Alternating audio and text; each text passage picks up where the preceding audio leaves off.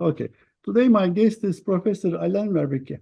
I'll keep my introduction short to maximize our time with him. In the next 30 minutes or so, we'll talk about Alain as a person. Professor Verbeke is a thought leader and an esteemed scholar, and finally is a mentor to many PhD students and junior faculty. For the sake of time, I'll skip many of his accomplishments and give you a very quick snapshot. Professor Verbeke is a fellow of the AIB, and he has served as the secretary and treasurer of the fellows and a fellow of the European International Business Academy. Also, he was a non-resident fellow with the Center for Emerging Market Studies, China, and Europe International Business School is the non-resident senior research fellow at the Nanyang Business School.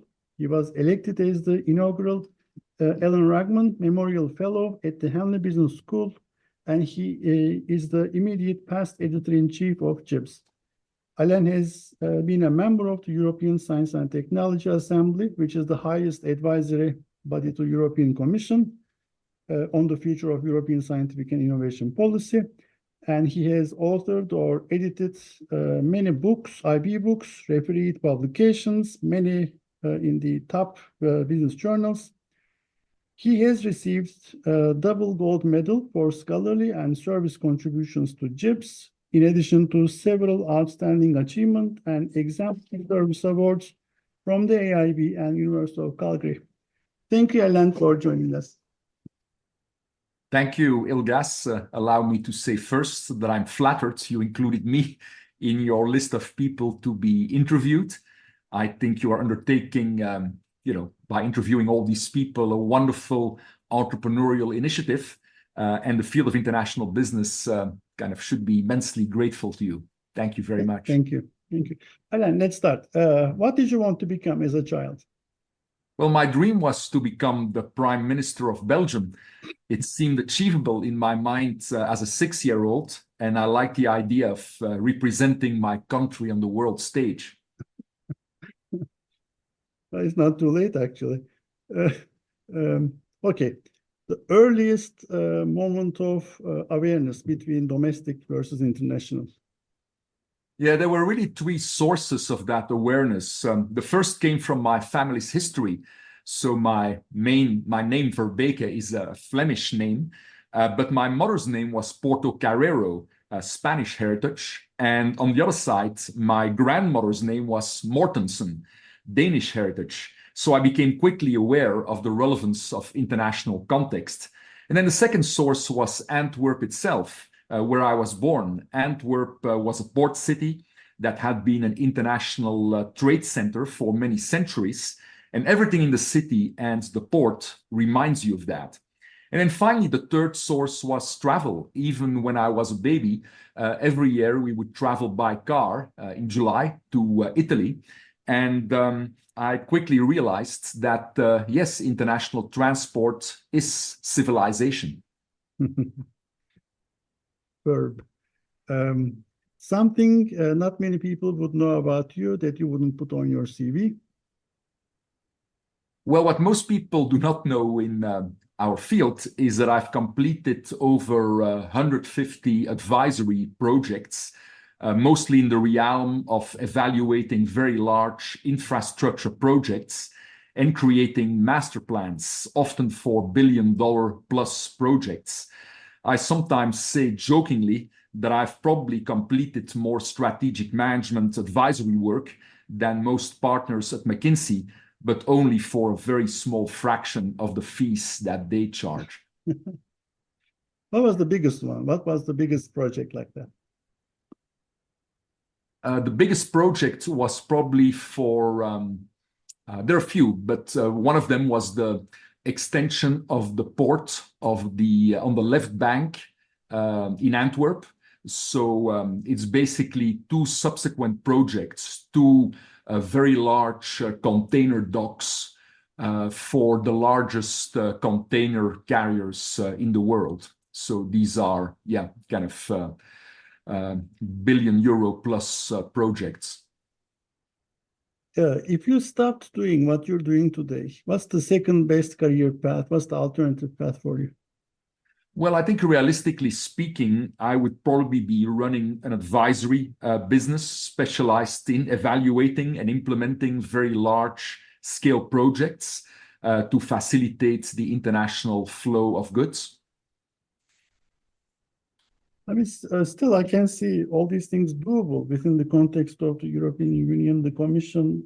You're still active with the EU, so it's quite doable.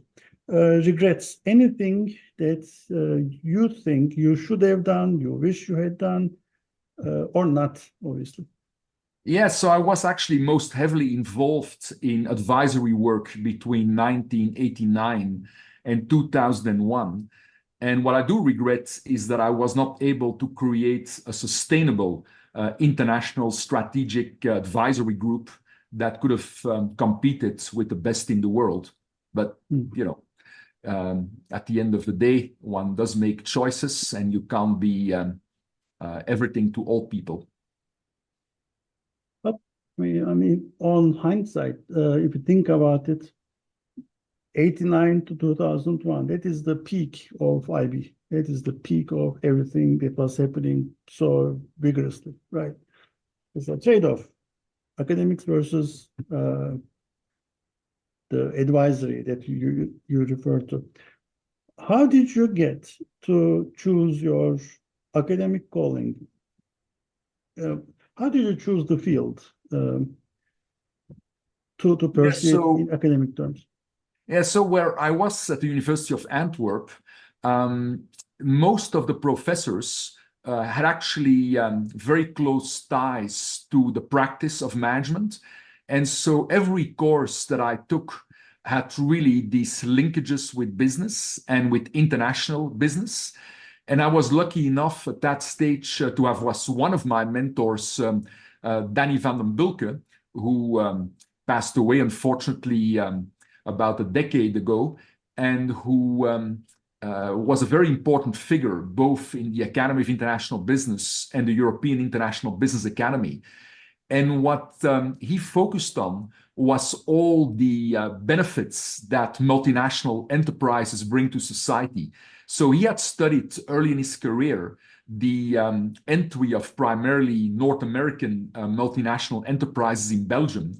And he basically observed that most of these firms were paying higher wages than local firms, had better training programs, and ultimately uplifted the domestic economy. And I was very much fascinated by that because it was completely aligned with the story in my own family, where my father worked for the Ford Motor Company and really always identified himself as a Ford man. And frankly, the reason why we did well in life, even though my father had been forced to go to work when he was 14 years old, because his own father died in a train accident in Valencia. So he had been a trader with North Africa. So he was importing goods from North Africa into Belgium. And so he passed away. My father was 9 years old, and so left a widow. There was no social security. And so my father had to start working at the age of 14. And really, Ford allowed him to have a middle-class life and to send his kids to decent schools and to, have a good life. So what Danny van den Bulke had studied really resonated with me and seemed to be an accurate portrayal of the impact of multinational enterprises. And then after I finished my PhD, I did my postdoc with Alain Rugman, the great, incomparable Alain Rugman at Dalhousie University. And I continued working with him for decades longer in a variety of places. But Alain was actually also very much aligned with Danny van den Bulke's views, and he took it even a step further. His view was that multinationals exist mainly for efficiency purposes. So when markets fail, multinationals arise, they have firm-specific advantages. And thanks to these firm-specific advantages, all kinds of good things happen. Good things happen to their employees, to their contracting parties. So it was really this very positive and uplifting view of multinational enterprises. And that has really guided my entire career. And so what I'm interested in really is not supposedly excessive power or abuse of power or negative externalities, even though we have to admit that these sometimes occur. But it's really the vulnerabilities of these firms. So the challenges that even the world's largest firms face. And I think, unfortunately, there is insufficient attention devoted to that very topic. Whereas most of my colleagues, of our colleagues, have that opposite view, that multinational enterprises, well, they engage in all kinds of activities that are not entirely healthy. And I think that is actually a wrong starting point. I think it is good to look at abuse or excessive use of power or exploitation where these events occur. But the story of large multinational enterprises post-World War II has really been one of uplifting people out of poverty and has been one of actually doing a lot in terms of the environment, in terms of social justice, in terms of better governance. The world's largest multinational enterprises were doing ESG long before those letters and what they stand for became popular in academia and kind of in business in general. We'll talk about research more in detail in a few minutes. Thank you. Thank you for this. This makes so much sense. Now it makes sense. Now it makes sense. Going back, what are you most proud of? Oh my goodness, at a personal level, I'm most proud of my 3 kids. So each of them is kind of a unique individual I admire. But at a professional level, I'm really particularly proud of my former PhD students and also kind of a number of junior colleagues, some of whom I've perhaps been able to give a little push upward. And I think that some of these people are doing much more and will be doing much more than I've ever been able to make the world a somewhat better place. I know you want to get to the research part. Just one more question. What are you most passionate about? Well, this may surprise you, but what I'm most passionate about is really civility.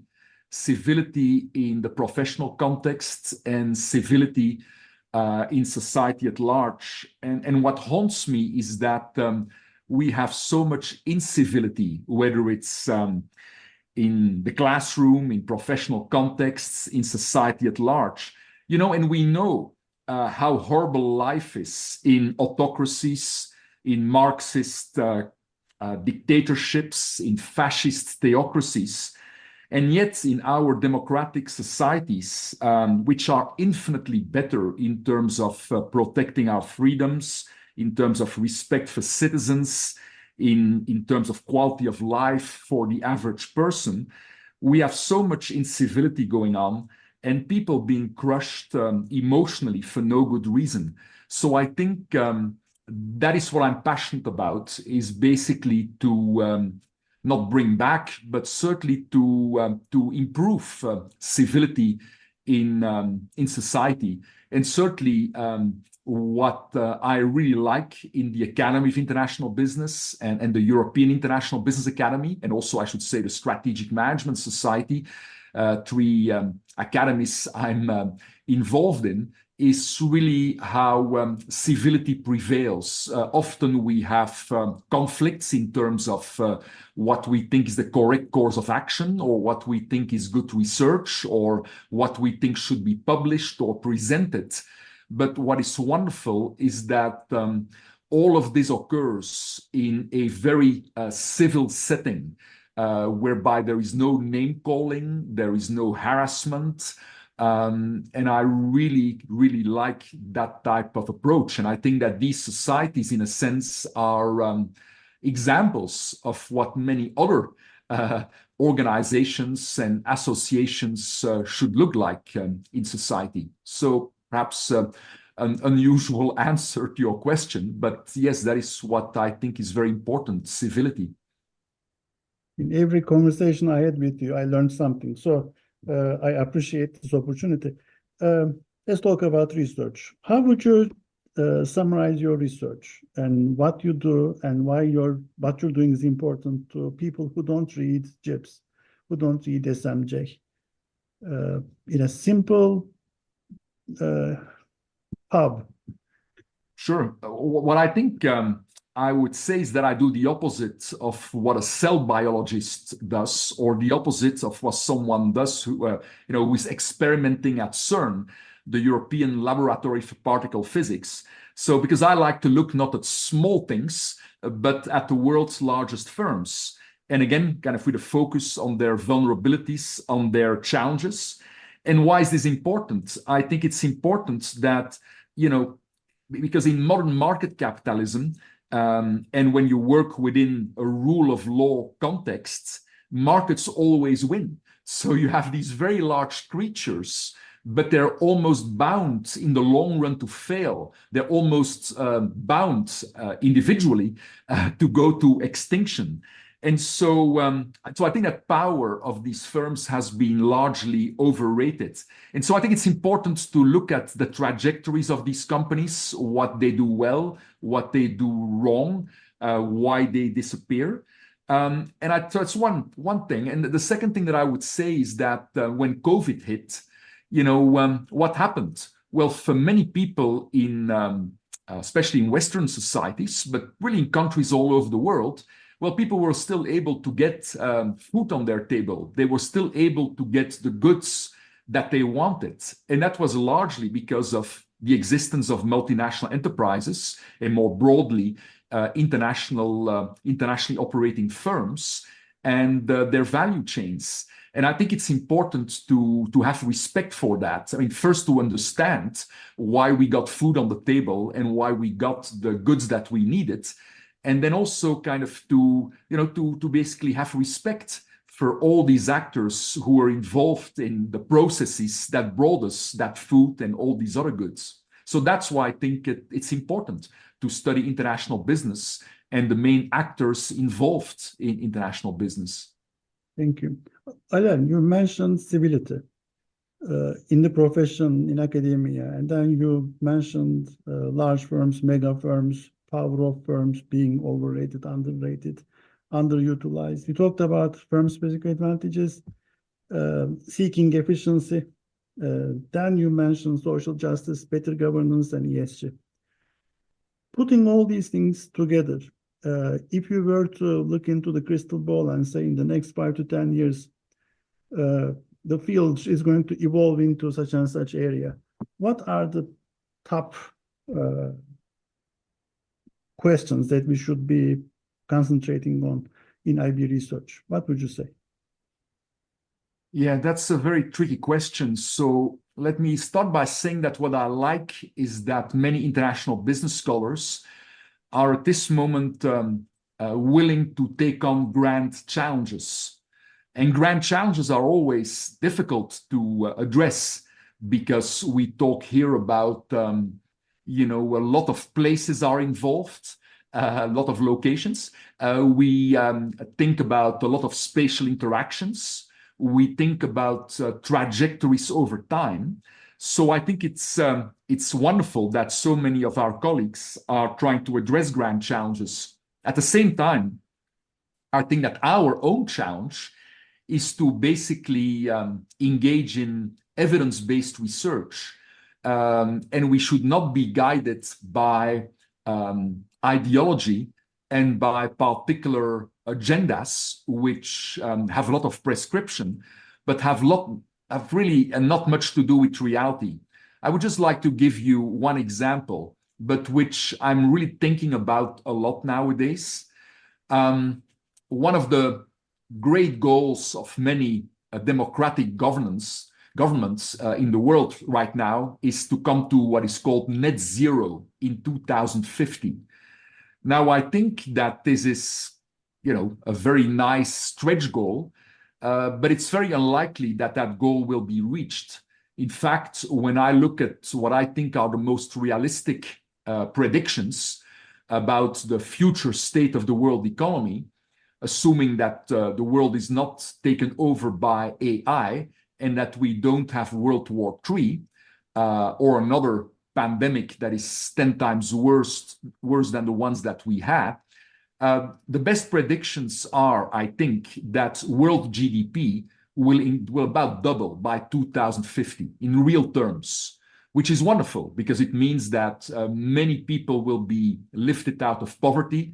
It means that places like India will be doing well, many countries in Africa, etc. So real GDP will double. And the best estimates, in my view, is that by that time, all of this will be realized with 75% of present emissions. So think of that, doubling the real GDP and being able to do that double world GDP at 75% of present emission levels of CO2 and other greenhouse gases. That's an extraordinary achievement. But that also means that net zero is something completely artificial, something that is very unlikely to materialize. And so what I'm worried about is that many of our colleagues take some of these edicts or stretch goals as reality and start doing research based on those very unrealistic goals, and thereby also start embedding in their research prescriptions for instance, internationally operating firms. And that means, for example, if you want to go to net zero, why don't we just close down all the large oil and gas companies? But as we all know, the largest oil and gas companies in the world, they're not ExxonMobil, right? It's our Saudi Aramco. It is Petronas. It is kind of, it is the Chinese petroleum company. So in other words, there's lots of firms that are run in countries that are different from the United States or Canada or Western Europe, and that will not be made subject to prescriptive things in terms of what they should be doing, what they can't do, etc. And I think that we have to be very careful with this type of evolution. Same thing, by the way, with respect to restrictions on AI. I think that it is very important for democratic systems to keep a technological edge. The moment that democratic countries and their firms lose their technological edge, bad things could start happening. So when autocratic regimes especially start capturing the technological edge, start actually having a dominant position in conventional energy sources, that will lead to all kinds of unexpected effects that will not be good for citizens living in democratic society. Alain, I'm curious about two things. Besides 1,000 things you said, one of them is when you said GDP will double, you gave the example of India and Africa.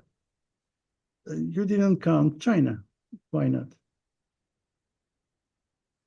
Well, I think that China has actually been very good at lifting people out of poverty, and the odds are that the country will continue doing that. But as we all know, it comes at a cost, a very high cost. And so I prefer to stay away, actually, from that particular political hot potato, if you want to call it that. Sure.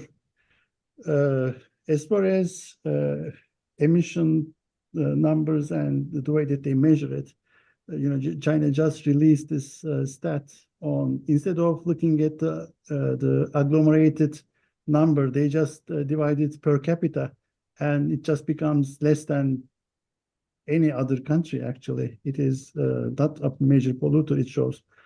So there's a measurement issue.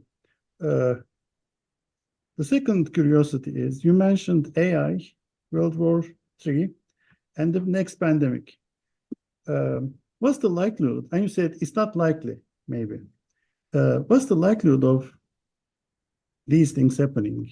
AI taking over humanity. Actually, ASDE is working on this plenary for, is AI a value creator, or is it replacing some sort of a value that humans have created? That's AI is number one.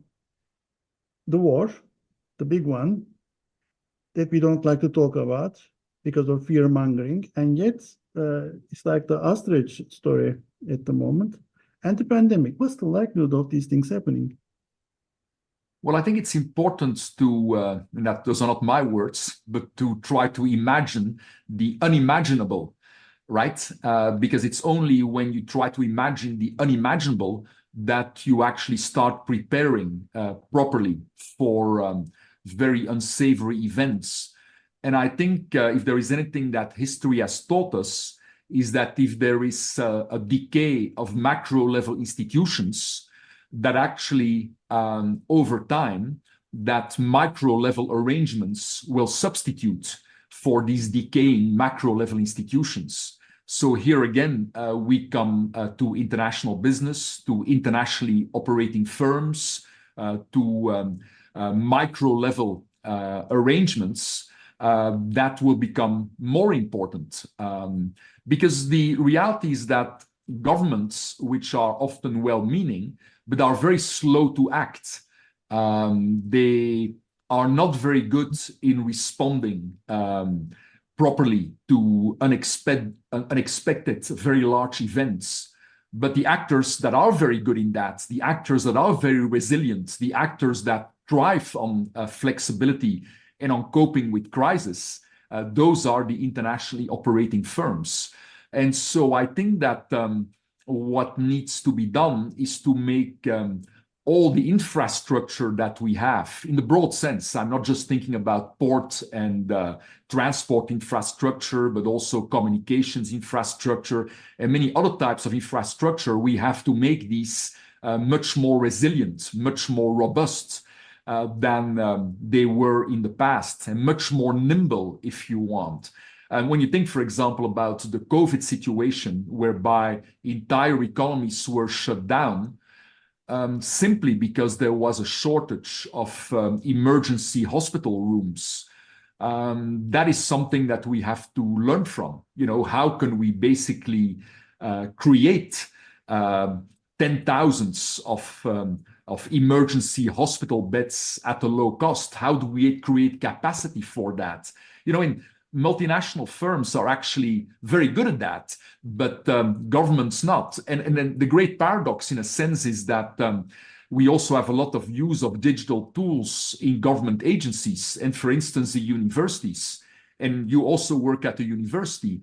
When you think about flexibility and nimbleness, the inflexibility and absence of nimbleness has actually gone hand in hand with public institutions and public agencies using more and more of these digital tools. So from that perspective, I'm somewhat pessimistic, but I'm very optimistic about again, the resiliency, the flexibility of these actors operating at the micro level.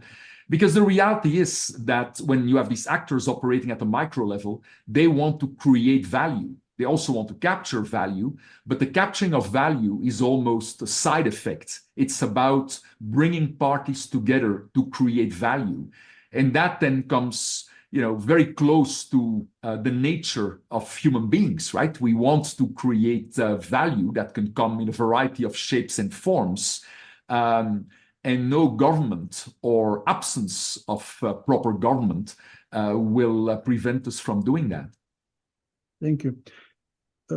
I'm curious about this idle curiosity question. I ask everyone how their mental mapping works, how they think about their research. Since you've been, I think it was 2 cycles, right? At JIBS, you were editor-in-chief for 2 cycles. I mean, you're one of these people who shaped the field, and you're a great storyteller. You write very interesting papers. What does your mind think of when it wanders freely in a state of idle curiosity? How is this creativity process work for you?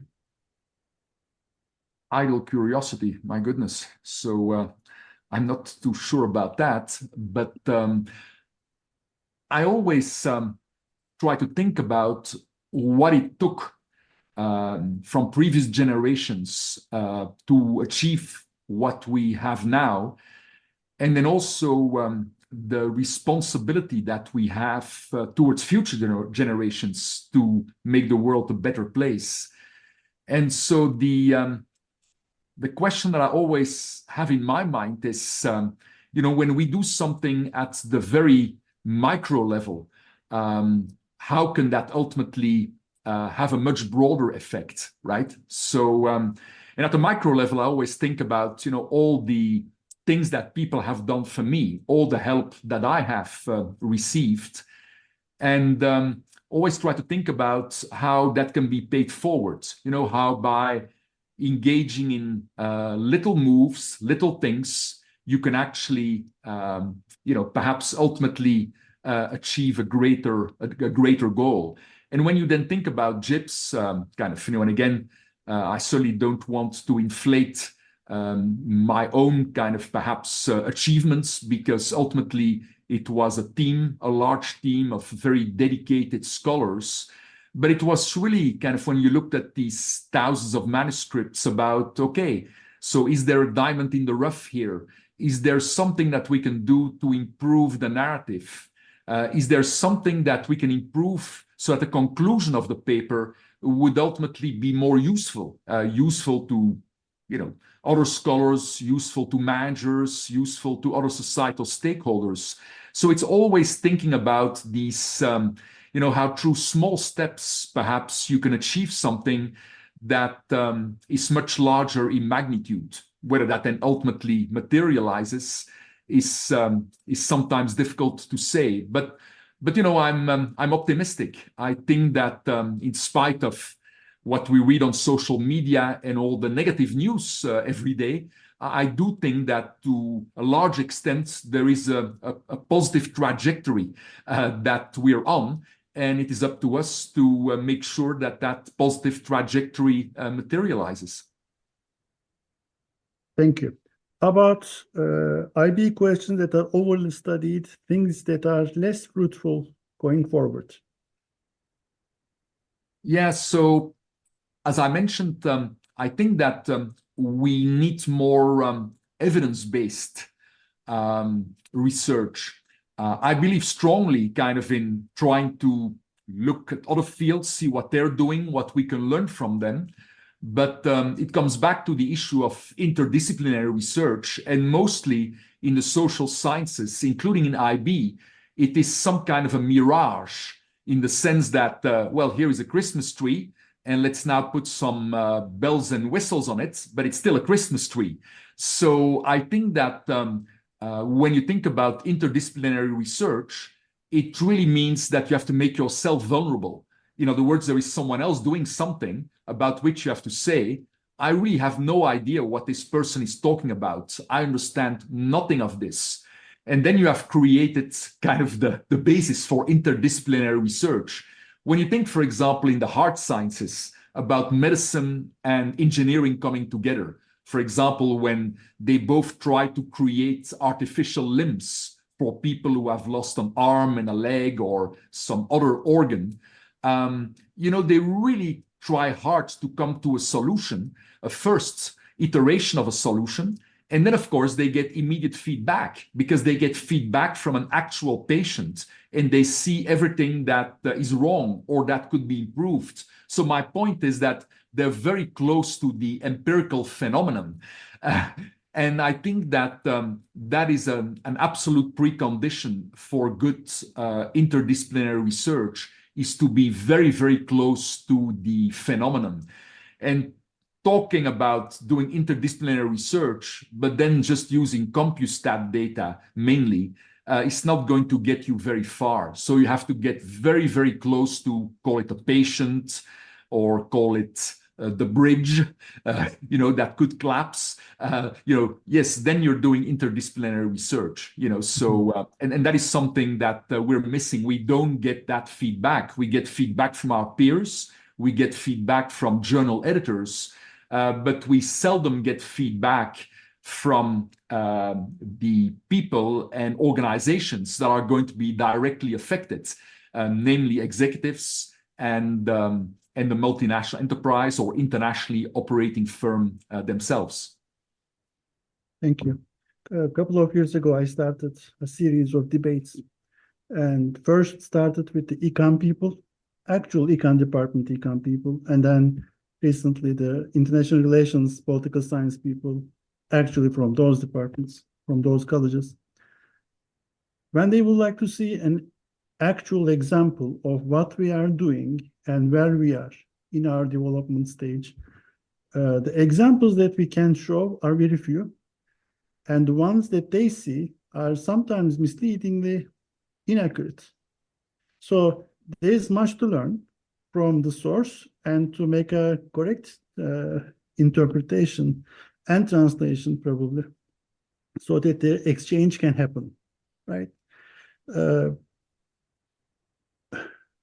When you were becoming, going through the PhD program yourself, when you were being trained by the early masters, what was the best advice you received from them, so that they always, there's something that you can remember? Yeah, the best advice is really that you don't build a career in a vacuum. You can be a very smart person, a very creative person, but really a career is all built on relationships. And when you're early in your career, in a sense, you're a bit dependent on people who are willing to give. And then later in your career, I would say, especially in my case, after much has been given by others, to come back to my earlier point, you have to realize that the main thing you should be doing is really paying it forward and really kind of trying to help others who probably will go much further than you will ever be able to. So this idea of relationships is critical. And I think perhaps in a more practical sense, I think that the advice is that you want to become a member of a club, but the club in the positive sense of the word. So intellectually, for instance, I like to think of myself as part of the Reading School Club. In the Reading School Club, it's really all about, you have firms that come into existence because all kinds of problems could not be dealt with by markets. These firms have firm-specific advantages. These firms have entrepreneurs who exercise entrepreneurial judgment, and they try to create and then ultimately capture or distribute value. And so this is a club, an intellectual club, if you want, but of people who have a very positive outlook on what firms do, what firms can do, and also what firms should be doing. And so it's a club that shares a number of basic books and articles, if you want, that everyone has read and that everyone knows. Some paradigms, right, like Dunning's eclectic paradigm, Buckley and Casson's internalization theory, and also some more foundational pieces that they built on, going to Penrose, Schumpeter, etc. So it's really kind of a way of thinking about phenomena, and again, a way of thinking that is ultimately very close to the real world and the practice of management. And what I think is important there is always, and I received that as advice, and I also give that as advice, is always to think about human nature, what really drives individuals, what drives groups, in society, what drives organizations, and to try to be as realistic as possible when you think about that. So that's the advice that I was given, and that is also the advice that I like to give to younger people. Alain, you're called, you're asked to appear in pretty much every doctoral consortium, junior faculty consortium, mid-career. You are the person. 20 years ago, starting with this reading club idea, you see these positive people, very civilized setting. Okay. Today, do you see a difference between what it was in the past, so that you can say these are the top 3 mistakes that the current junior faculty make, PhD students make? Can you say something compared to what it was, so that things to fix going forward? Yeah, I think that most junior people today, especially when they are at leading schools, are much more guided in a specific direction, and always also in the sense of, these are the journals you have to be published in, you have to be able to publish in, and if you don't, you will not get very far. And I think that that is a mistake. That is not a mistake made by junior people, but it's a mistake in the advice that they are given. My mentor, Alain Rugman, used to say, good ideas need time to mature. And some ideas may require a decade or more before they take the form of an article that might be publishable in a leading journal. So I think that junior people should, within, of course, some constraints, but they really should follow what they think is absolutely critical, trying to connect dots that have not been connected before. And I think that there will always be a place for good and creative work. So in other words, it might not be the place from which you graduate or the place that ideally kind of sounds very prestigious or very important of the world of academia, but I think you will find a job, a position, a role in a place that actually will appreciate your creativity and in the good work that you are doing. So I think that is something that has really changed, unfortunately. And we're still on that trajectory. That is not a very good one.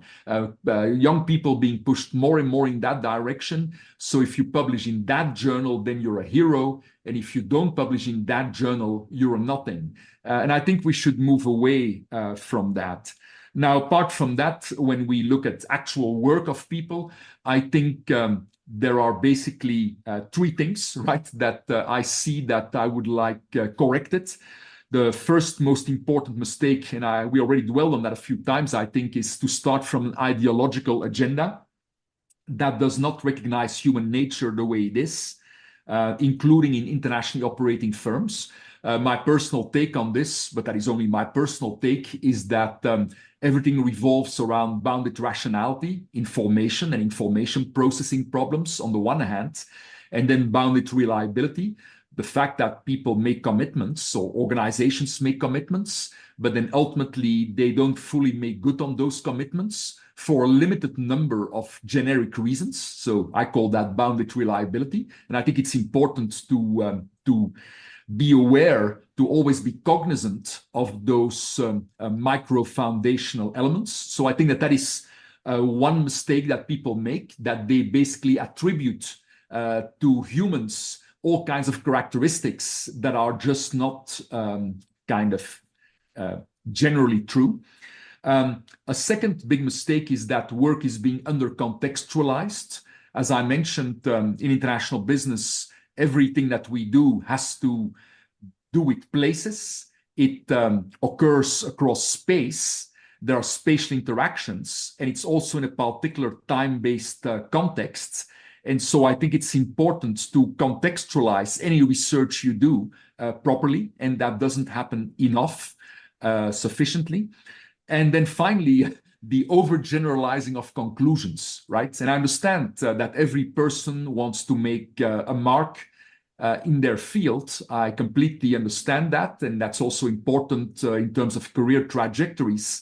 But I do find that more and more scholars tend to overgeneralize the conclusions rather than going back to the context and saying very frankly, well, you know, this is something that is relevant to, for instance, multinationals entering or operating in the Chinese market in the time frame of 2010 to 2019. You know, that is basically our context. And whether there are broader implications for other geographic areas and other time periods and other types of firms, well, that remains to be seen. I just thought about a question that I'm really curious what you will say. If you can write only one more paper in your life, just one more paper, what would that paper be? What would the title of that paper be? Yeah, that's a very difficult question that I haven't really thought about.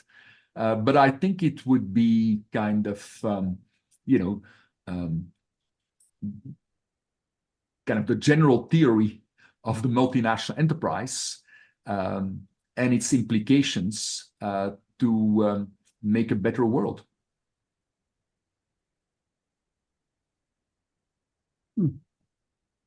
Interesting, right? Actually, we should keep that question. That's an interesting question to ask smart people. It is. Yeah, you caught me by surprise. Yeah. What's the question that I should have asked you but haven't?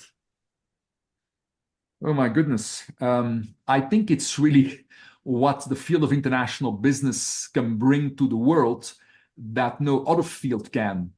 And I think it's precisely that focus on the world's largest firm, that very big elephant. Other fields look at small fractions of this, right? There is human resources management, there is finance, there is the sociology of organizations, but really kind of understanding that internationally operating firm that from the outset has to address all these problems of being in different locations, kind of managing all these spatial interactions, being faced with all these components of distance. I think that's really something that that no other field can bring. And I think that that is also ultimately the foundation of any value that we have as a field. Thank you. Alain, this was a very pleasant experience for me. I learned, as always, from you in every exchange. Thank you so much.